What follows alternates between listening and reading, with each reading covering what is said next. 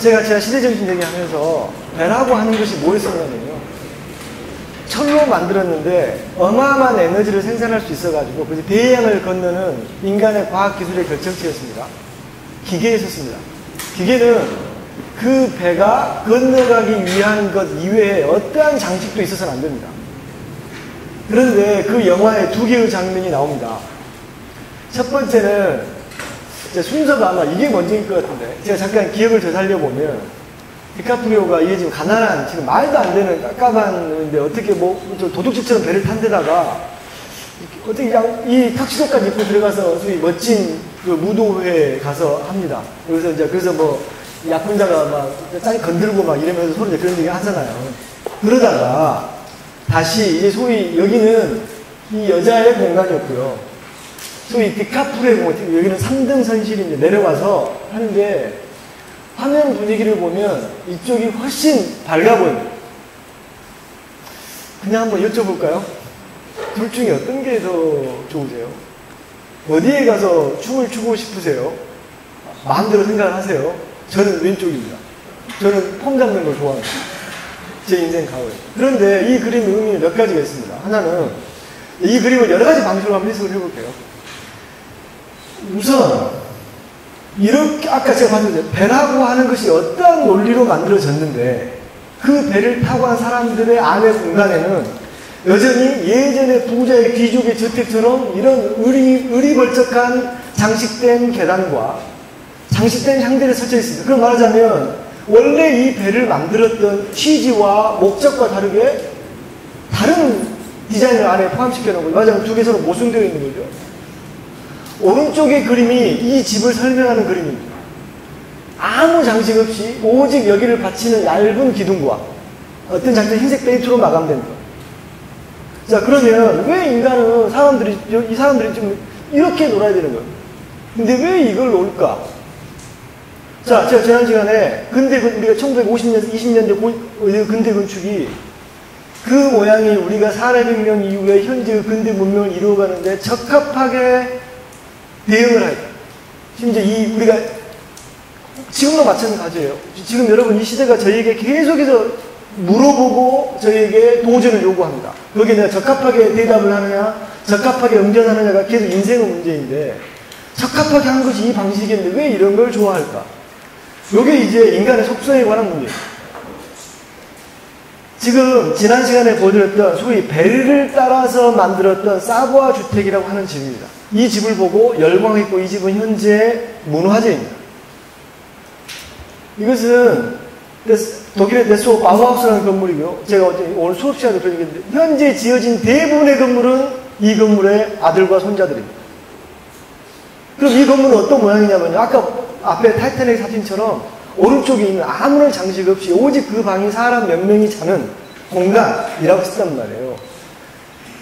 그래서 이것을 만들었자, 그럼 이걸 만들었으니 우리가 잘 쓰면 되는 거죠. 잘 쓰면 되는 건데.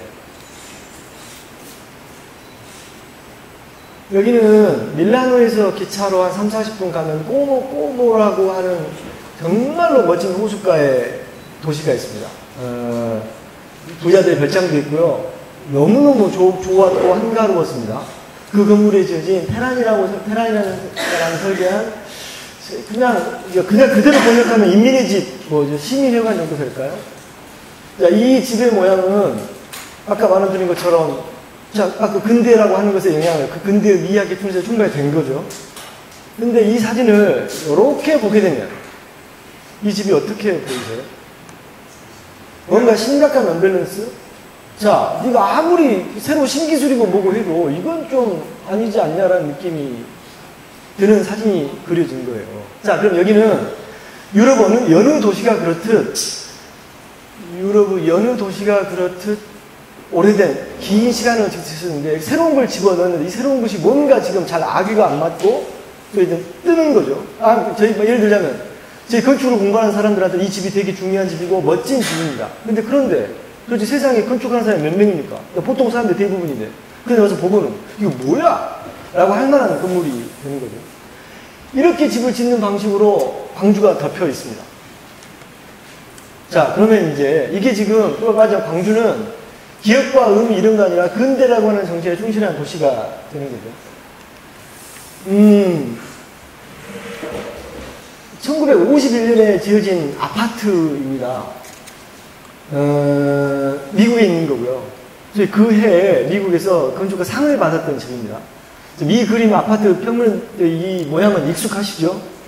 5층짜리 운암동 영주동 아파트는 아니고 그 뒤에 이제 삼익 아파트 정도 되는 집들이 지금 쭉 있는 형국이죠. 이 집이 지금 쓰러지면 이곳에는 1971년에 파괴가 됐습니다. 20년입니다. 그러면 좀 너무 말이 짧죠. 너무 기간이 짧잖아요. 왜 어떤 일이 이 집을 지어놓고 어떤 일이 생겼느냐? 이 집이 그 개발업 비하인드 스토리를 들으면 개발업자와 그 시가 뭐 부정도 결탁을 해서 심각한 부실 공사를 하게 되고. 그것도 일단 하나 있었고요. 뭐 첫 번째는 부실공사 하나 있었고, 두 번째는 아까 말한 여러분들이 경험하셨던 옛날 13평짜리 아파트 외 평면들을 가진 쭉 있는 집들이 되는 거였어요. 우리나라 익숙한 아파트입니다. 그렇게 집을 지어놨더니 어떤 일이 생겼냐면요. 사람들이 일단 들어왔다가 집이 비도 오고 못도 새고 해요. 그래서 별로 재미없다고 생각을 해요. 그래서 일단 원래 저소득층이지만 사는 사람들이 일단 나는 이 집을 빨리 돈 벌면 떠나야 되겠다라고 하는 집이 됩니다. 근데 이게 심각합니다, 이게. 그러면 떠날 때 생각을 하는 순간 떠날 일이 삶이 생기고 그보다 더 가난한 사람이 들어오게 되죠. 그래서 그것이 계속 한번 이제 순환이 일어나기 시작합니다. 악순환이 일어나기 시작합니다. 그러면서 사소하게 범죄들이 일어나기 시작을 합니다. 사소한 이 범죄들이 일어나기 시작을 하는데 지금 이 집이 이 집이 일렬로 되어 있잖아요. 그럼 어떻게 되면 위치가 전부 다 한쪽만 보고 있는 거예요. 그럼 어떻게 이제 여기 말하는 사각이 생기게 됩니다. 뭔가 뒤가 있고 하게 되는 거죠. 요즘 새로 짓는 아파트들의 세티드 디자인이라고 하는 글이 써져 있습니다. 간혹 여러분들 새로운 아파트 전단지를 보면 이 아파트는 세티드 디자인이 되어 있다. 그것이 뭐냐면 범죄를 예방하는 디자인이 되어 있다는 뜻인데 범죄를 예방하는 지금 가장 일상적인 방법이 CCTV입니다. CCTV가 갖고 있는 문제를 넘어서서 아파트에서 범죄를 없애려면 어찌해야 할까라고 하면요. 아파트 내에 어떤 자리로 누군가가 볼 수 있는 가능성이 있다. 이 말 이해하셨어요? 우리 아파트 옆에는 아무도 못 봐보잖아요. 저희 아파트도 중간에 묘하게 정자가 있는데 중학생들이 거기서 연애를 해요. 담배를 피고. 두 번째, 이제 사실은 더 먼저 돌아가면 이게 있습니다. 그럼 범죄를 진짜 없애면 어찌해야 되냐? 예전에 어르신들 말했을 때 마을에 옆집에 숟가락도 알았다. 숟가락도 알고 있었다. 그런 말 하잖아요. 그때는 왜 범죄가 안 일어나냐면요. 내가 도둑질 하고 싶은데 행위나 걸리면 내 인생 전체를 걸어야 되는 거예요. 그러니까 감옥 얼마 갔다 오면 서로 알기 때문에 공동체 서로 아는 사람끼리 모여서 범죄가 안 일어나요. 이것이 가장 좋은 세피드이고 두 번째는 모두 보게 되는 거예요. 여기가 지금 그런 문제가 생겨서 이렇게 지어놓은 거예요. 아무도 보이잖아. 그래서 점점 가속화되고 그 가속의 정도가 굉장히 심하게 됩니다. 심지어 여기서는 아파트 주거 단지인데 강간을 포함한 강력 범죄들이란 도시 되고 벽에가 지금 깨진 유리창에 아시죠? 누가 한번 유리창에 깨져 있으면 모두 돌을 던지기 시작해서 유리창을 깨버리기 시작하는 거예요. 그것이 이제 급속하게 진행이 돼서 시에서 이것을 아까 말한 부실공사 포함해서 몇 가지 일 때문에 20년 만에 이 집을 허물게 됩니다. 자, 그러면 우리는 이걸 허무르지 않았기 때문에 우리나라는 똑같은 집을 살면서도 지금 잘 정해 살고 계시는 중이세요. 현재 상태로 보면. 어떻게 잘 살고 계시는데 미국은 이제 이런 일이 생겨났어요. 그래서 20년 만에 이 집을 이렇게 폭파하는 일이 생깁니다. 우리나라에서 지금 서울 폭파하는 장면들이 건물들 통째로 철거할 때 나오긴 했습니다. 이 폭파하는 시간이 1972년에 7월 15일 날 3시 32분에 폭파가 되었습니다. 이러면서 이 시간을 포스트 모던이 시작한 날로 정합니다. 제가요, 엊그제도 지금 저희 과에 철학과 공부했던 유도향 선생님이 강의를 하셨어요. 근데 제가 철학과 선생님들 뭐라고 얘기를 했냐면 제가 철학과 교수들한테 철학하는 사람들이 열등감을 느낀다. 이런 말을 합니다. 그랬더니 그 철학한 선생님은 건축가가 부럽다. 그 이유가 뭐냐면